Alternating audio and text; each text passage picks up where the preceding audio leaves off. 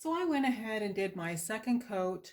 I also added this area on the bottom. I started here and just took my paintbrush and went across this way, did my second coat here, and then did another swipe this way, and it was perfect. So now I have 2 full coats of paint on my lighthouse. I have a little bit of a hue coming through, which is from the background, a little bit of blue hue. I like that personally, so if you are also one that likes that, we're going to continue on from there. If not, if you want it fully opaque, which is you can't see through it, it's perfectly white, then just dry it and put a third coat on. So now we're going to carry on. One of the things that you need to consider when you want to make a two-dimensional object seem more three-dimensional is shadows and where the light source is coming. So in our painting, the light is coming from the side, from the right side here, and it's hitting the lighthouse and casting a shadow in the back. So there's a light hitting the roof, hitting the railings, hitting the side, hitting a little bit of the window. Even the rocks are lit up a little bit more on this side. So to do that, we're going to start with the gray shadow coming down the side of the lighthouse. Now, gray is a really easy color to mix. So as long as you have your brush damp and clean, scoop a little bit of white from your pile and just put it in the middle. And then take just a corner of your brush. All we need is a touch of black. Black will take over if we're not careful. And we're going to mix this together on our palette. And we're going to get a nice little gray tone here. It doesn't have to be very dark. In fact, you don't want it too dark. Now that's a little light, so I'm going to go in again. It's easier to go in again and get more than it is. You can't reverse it. So if it gets too dark, then you really have to start again. And I'm going to do even a little bit more, only because I have a little bit of my background showing through, so I know if I don't make my gray a little bit darker, I won't see it. So that looks like a good color. So I've got my paint on my brush in the same way. I've loaded both sides. I'm just pushing into the paint, and I've got a nice chiseled look on my brush. So I know that the shadow starts up here, kind of comes in on an angle down to this first section. Then it carries on down here. And then as it comes down here, it's going to start coming this way. So I'm putting my brush flat against the canvas, and I'm just touching it very lightly. And I'm going down. And again, this is a little bit of a sketch. We can go back and fine tune this line after. All right, now I'm going to change the angle slightly. And then I'm going to move my brush so that it comes down here. It's going to also hit the bottom. So then we're just going to fill this in a little bit with our brush. I haven't gone back in to get more paint. In my case, my white is still a little bit wet. If you weren't putting a third coat on, or even if you were, that's a little bit of a painter's trick. By keeping the white a little bit wet, it's actually mixing quite nicely on the canvas as I add my gray. And you see how I'm turning my brush? Sometimes I turn it on its edge so that I can get into those tight places, and other times I'm just flattening it out. It doesn't have to be super solid. So there you go. We just have the eye will fill in the blanks for us. And so we know now that there's something happening here that's creating a different color. So just take a moment to make sure you've got it in the right spot. When we start to add the windows and stuff, if we have to make a little adjustments to this, we can absolutely do that. Okay, there you go. That's step one of that. So give your brush a clean. Now we're going to go on to filling in some of the other details. We've got a bunch of railings. We've got some red areas, including the roof, and we're going to start to kind of sketch those in as well.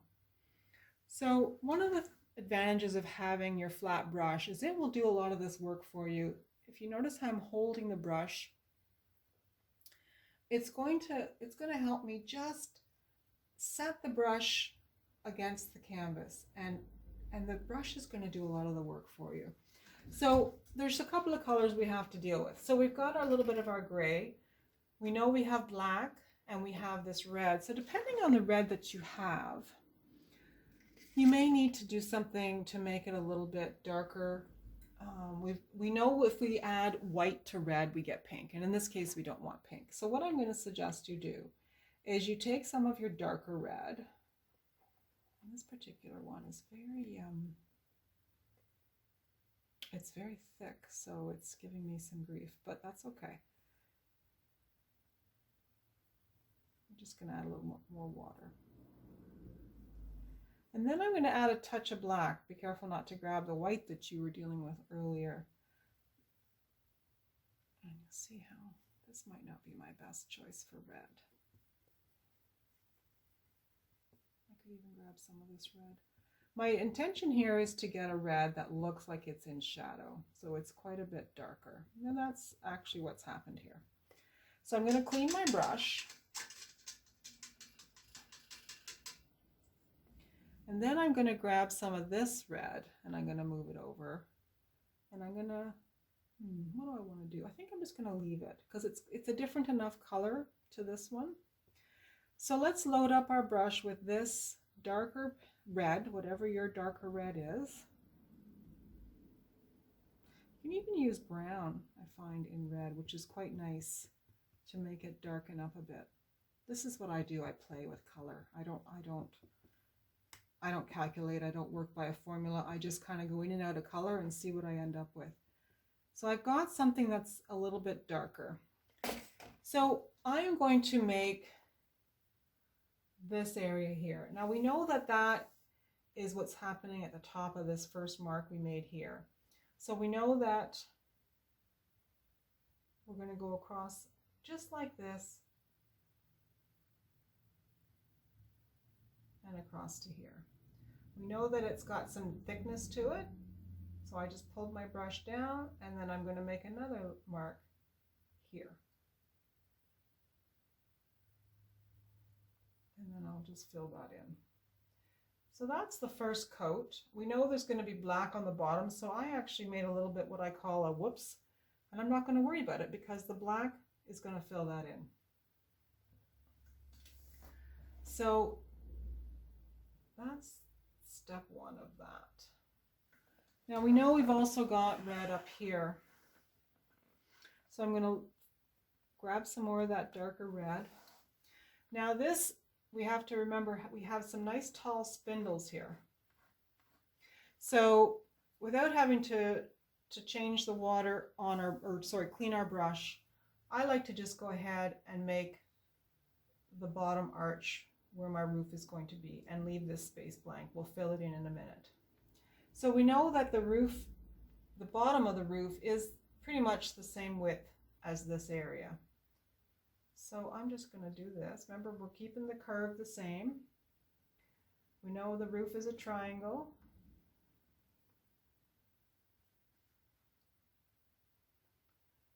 And so we can just fill in the roof with our first coat. And there's going to be quite a bit happen after that. And we also have a dot, but we're going to use a different brush for the dot. So that gives a sketch, an outline of what we're going to do there. So clean your brush.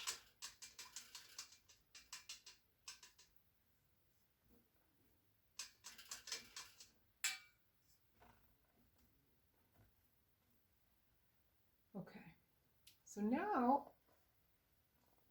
we're going to deal with the black lines. We'll come back and put the lighter red highlights on later, but I'd like to deal with the black lines. Now, again, I like the large flat brush. If you're finding the large flat brush is cumbersome and you're not getting along, switch to your small flat brush, but it's the same idea.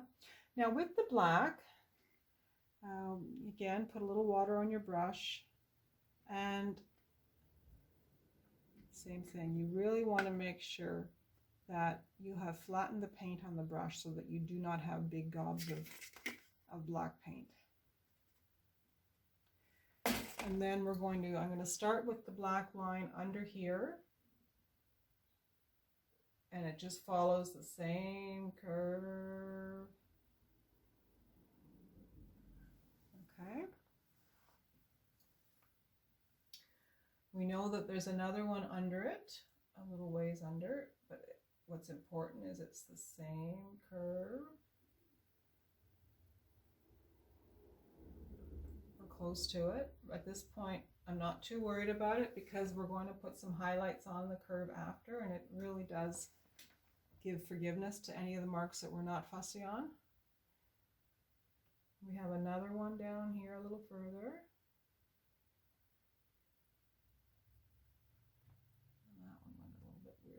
So I'm going to show you a trick to deal with that later. So I pushed a little hard on my brush, but we can fix that. Now, there's a couple of ways to fix it, and I'll show you actually right now one of the ways, which I call the magic eraser. Now I'm going to clean my brush before I do that because you never want to leave paint sitting in your brush. So I grab a piece of paper towel. This may or may not work. I dip it into my water,